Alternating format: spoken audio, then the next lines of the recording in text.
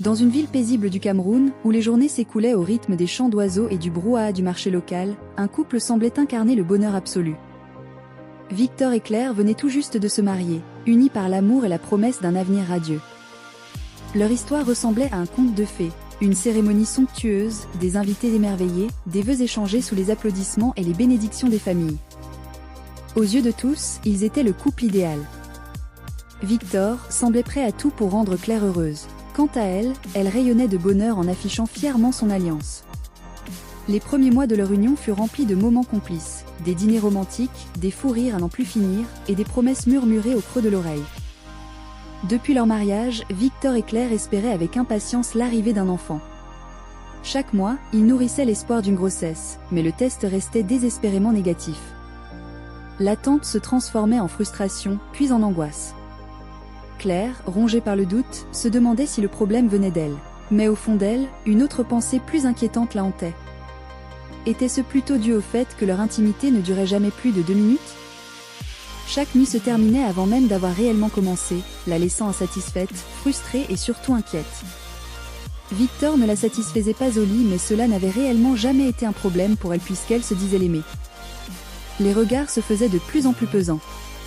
La famille de Victor, impatiente d'accueillir un héritier, commençait à murmurer. Ses belles-sœurs la scrutaient avec mépris, sa belle-mère lui lançait des piques déguisées en conseils, et les amis de son mari glissaient des blagues douteuses sur son incapacité à enfanter. Mais ce n'était rien comparé aux insultes plus sournoises qu'elle devait supporter. « Femme stérile, c'est sûrement une sorcière », chuchotait-on derrière son dos. « Elle a dû manger ses propres enfants dans son ventre », affirmait-on avec conviction. Chaque visite chez la belle famille était un supplice, chaque réunion de famille une humiliation déguisée. Claire encaissait en silence. Ce jour-là, alors qu'elle s'activait à ranger la maison, Claire tomba sur une enveloppe glissée entre des documents administratifs. Elle n'y prêta pas attention au début, pensant qu'il s'agissait de simples papiers sans importance. Mais lorsqu'elle vit le cachet d'un laboratoire médical, son cœur manqua un battement. Curieuse et légèrement inquiète, elle ouvrit l'enveloppe d'un geste hésitant. Ses yeux parcoururent rapidement les premières lignes, et soudain, tout son monde s'effondra. Victor était stérile. Depuis le début, depuis toutes ces années de souffrance et d'humiliation, le problème venait de lui. Claire sentit ses mains trembler tandis qu'elle relisait le diagnostic médical pour s'assurer qu'elle ne rêvait pas. Non, c'était bien réel. Le verdict était sans appel. Ce n'était pas elle qui était en cause. Ce n'était pas son corps qui refusait d'enfanter. C'était Victor. Un frisson glacial parcourut son échine lorsqu'elle comprit l'ampleur de la trahison. Il le savait. Il l'avait toujours su. Et pourtant, il l'avait laissé souffrir en silence. Il l'avait regardé pleurer chaque nuit, accablé par le poids des insultes, des accusations, des regards pleins de mépris. Il avait assisté à son humiliation sans jamais dire un mot. Il avait laissé tout le monde la traiter de stérile, de sorcière, alors que c'était lui l'imposteur. Claire sentit la colère monter en elle comme une vague dévastatrice. Comment avait-il pu lui faire ça ? Comment avait-il osé lui voler des années de paix, la condamnant à un enfer quotidien alors qu'il détenait la vérité depuis le début ? Les jours qui suivirent furent un mélange de silence pesant et de douleur étouffée. Claire, bien que toujours meurtrie, finit par laisser peu à peu retomber sa colère. Victor, lui, s'accrochait à elle de toutes ses forces, essayant par tous les moyens de réparer l'irréparable. Il redoublait d'attention, cherchant à lui prouver qu'il l'aimait sincèrement, qu'il regrettait son silence et qu'il était prêt à tout pour mériter son pardon. Malgré la trahison, Claire ne put ignorer l'amour qu'elle lui portait encore. Leur mariage avait été bâti sur de beaux souvenirs, sur des moments où elle croyait en leur avenir ensemble. Mais la réalité était là. Une réalité brutale et immuable. Il ne pourrait jamais lui donner d'enfant. Leur avenir en tant que parents ensemble n'existerait jamais de la manière dont elle l'avait rêvé. Pourtant, au fil des jours, elle choisit d'essayer. D'essayer de reconstruire quelque chose sur les ruines de leur vérité brisée. Elle se persuada qu'ils pourraient surmonter cette épreuve ensemble. Après tout, le mariage n'était-il pas aussi un engagement dans les moments difficiles ? Un soir, Victor lui demanda de s'asseoir, la regarda avec un mélange de nervosité et d'espoir, puis lâcha l'impensable. Il voulait qu'elle porte l'enfant de son meilleur ami, Alex. D'abord, elle crut mal entendre. Alex ? Son ami de toujours ? L'homme qui était témoin à leur mariage, celui qu'elle voyait comme un frère ? Comment Victor pouvait-il envisager une telle chose ? Elle sentit un frisson glacé parcourir son échine. Son propre mari, celui qui lui avait promis fidélité et protection, lui demandait de s'offrir à un autre homme. Pour elle, c'était une trahison pire encore que son mensonge sur sa stérilité. C'était un sacrilège. Elle se leva brusquement, les yeux remplis de colère et d'incompréhension. Jamais. Sa voix tremblait, mais sa réponse était claire. Elle ne trahirait pas son mariage, son engagement, et encore moins sa propre dignité. Victor, cependant, ne comptait pas abandonner si vite. Il tenta de la rassurer, lui expliquant que ce serait juste une formalité, qu'il n'était pas obligé d'en parler à qui que ce soit. Que personne ne devait savoir. Mais pour Claire, ce secret était trop lourd. C'était une ligne qu'elle refusait de franchir. Malgré son refus catégorique, Victor lui demanda d'y réfléchir. De ne pas rejeter l'idée immédiatement. Mais comment pouvait-il seulement envisager une telle chose ? Les jours passèrent, et malgré la répulsion initiale que lui inspirait la proposition de son mari, Claire se surprit à y réfléchir sérieusement. L'idée d'un enfant grandissant dans leur foyer, d'une famille enfin unie et respectée par sa belle famille, lui semblait un baume sur ses blessures invisibles. Elle pesait le pour et le contre, hantée par l'humiliation subie jusqu'ici. Peut-être que cette solution, aussi immorale soit-elle, était la seule qui pouvait lui offrir une forme de délivrance. Un soir, alors qu'elle observait Victor en silence, elle vit dans ses yeux une lueur d'espoir, une attente fébrile qu'il n'osait plus exprimer à voix haute. Finalement, elle se résigna. Lorsqu'elle lui fit part de sa décision, Victor en resta figé un instant, comme s'il n'osait pas croire à ce qu'il venait d'entendre. Puis un large sourire s'étira sur son visage, un sourire qui trahissait un soulagement profond. Il se leva, la serra dans ses bras avec une gratitude muette. Mais Claire ne comptait pas se laisser entraîner dans cet arrangement sans poser de limites. Elle fixa une condition, 3 mois, pas un de plus.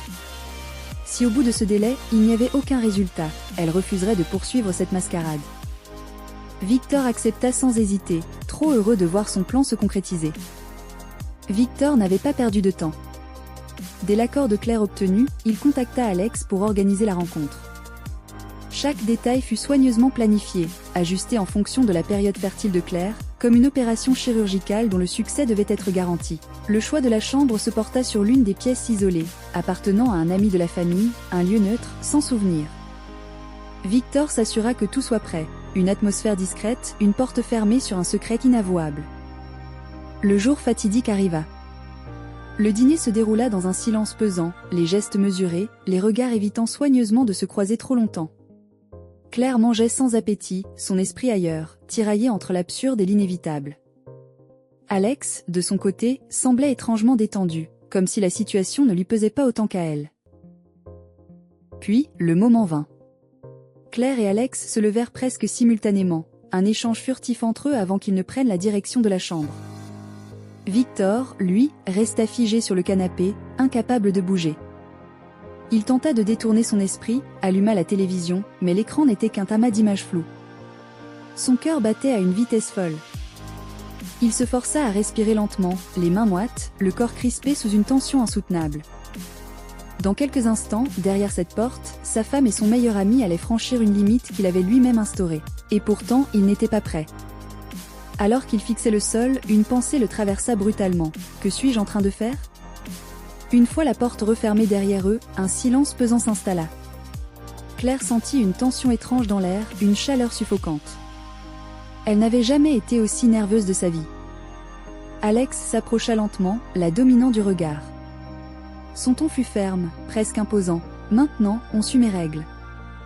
Laisse-toi aller. Claire, hésitante, hocha simplement la tête. Après tout, elle avait accepté. Alors autant aller jusqu'au bout. Alex posa ses mains sur ses épaules et la guida doucement jusqu'au lit. Ses gestes étaient précis, contrôlés, et pourtant empreints d'une sensualité qu'elle n'avait jamais connue. Lentement, il fit glisser ses doigts sur sa peau, explorant chaque courbe avec une attention troublante.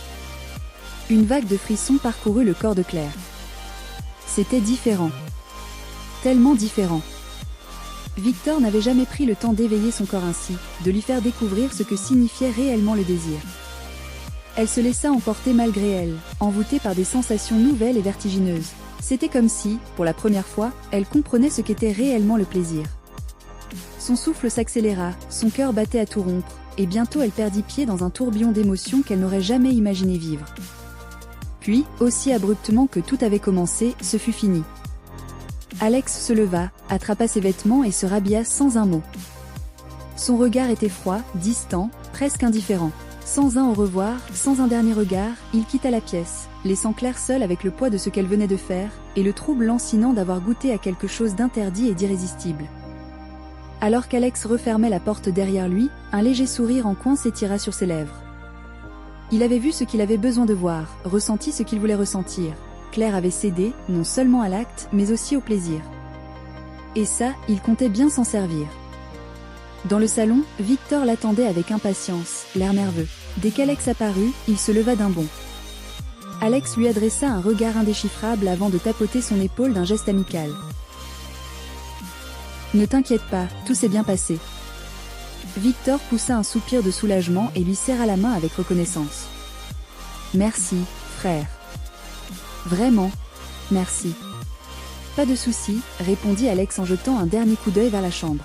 « À bientôt. » Puis il tourna les talons et s'éloigna calmement, laissant derrière lui une atmosphère lourde et pesante. Quelques instants plus tard, Claire sortit à son tour. Son regard croisa celui de Victor, mais aucun des deux n'eut le courage de parler. Il n'y avait rien à dire. Le silence était leur seul refuge face à ce qu'ils venaient de traverser. Ils quittèrent la maison de Victor sans échanger un mot. Le trajet de retour fut long, étouffant. Le moteur de la voiture ronronnait, les lumières de la ville défilaient à travers les vitres, mais entre eux, il n'y avait que le vide. Claire, le regard fixé sur la route, était perdue dans ses pensées. Son esprit revivait chaque instant, chaque sensation, chaque frisson. Victor, lui, n'osait poser la moindre question.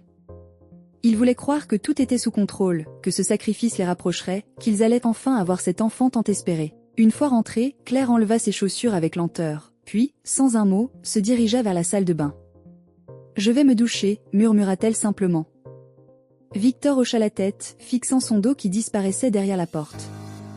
Sous l'eau brûlante de la douche, Claire sentit son corps frissonner, mais ce n'était pas à cause du froid.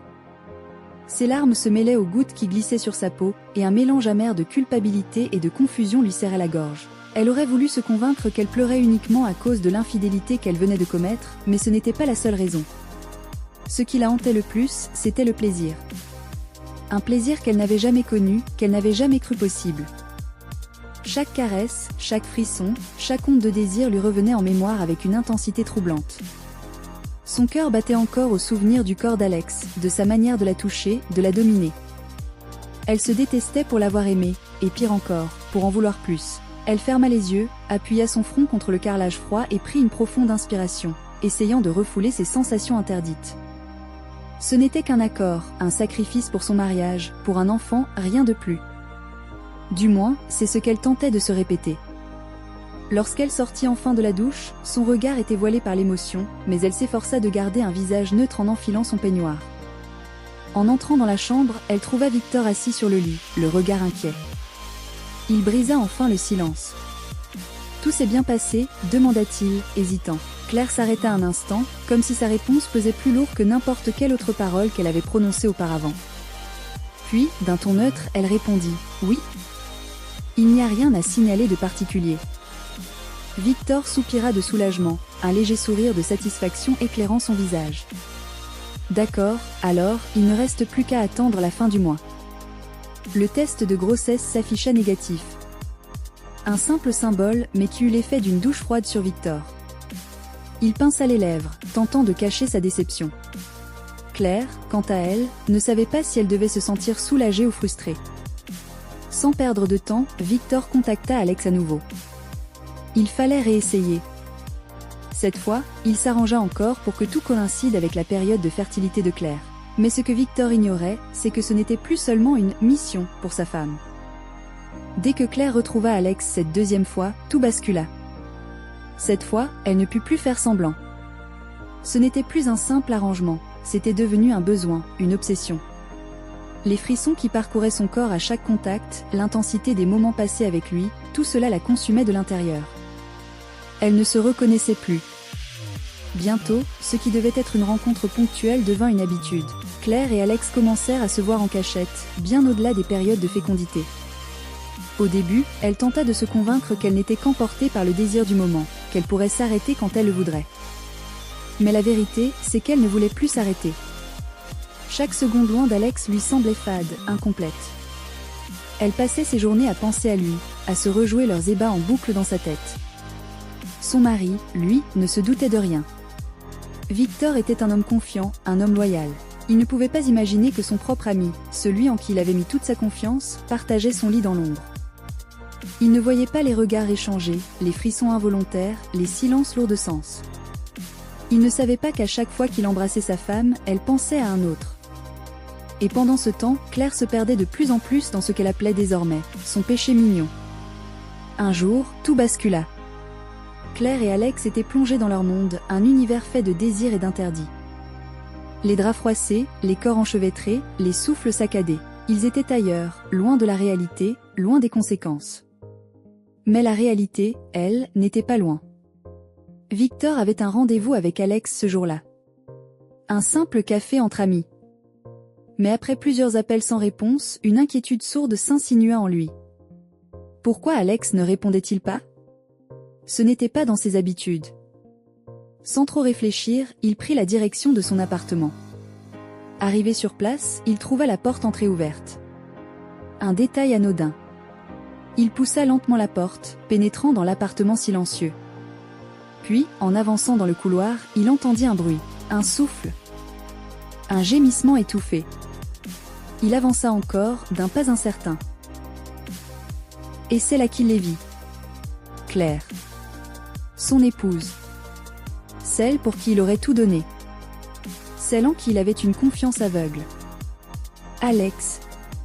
Son ami. Son frère d'armes. Celui à qui il avait confié sa femme, son avenir, son espoir. Le monde de Victor s'effondra en une fraction de seconde. Il resta figé, incapable de parler, incapable de bouger.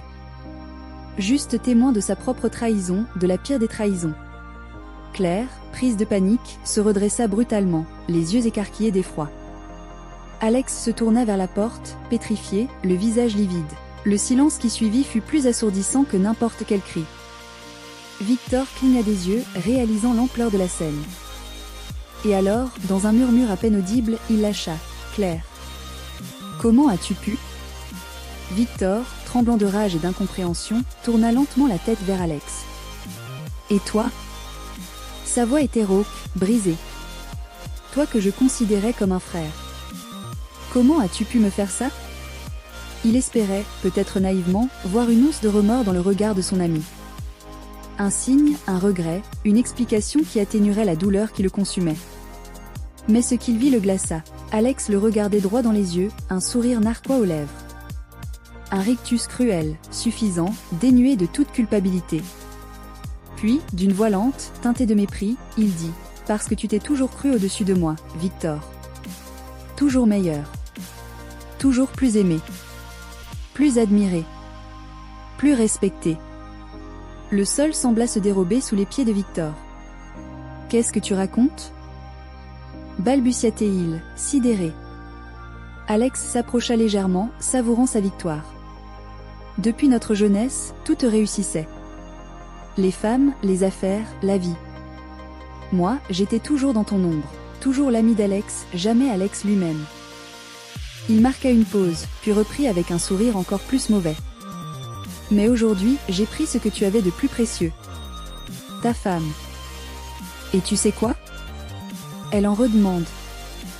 Victor sentit une douleur sourde exploser en lui.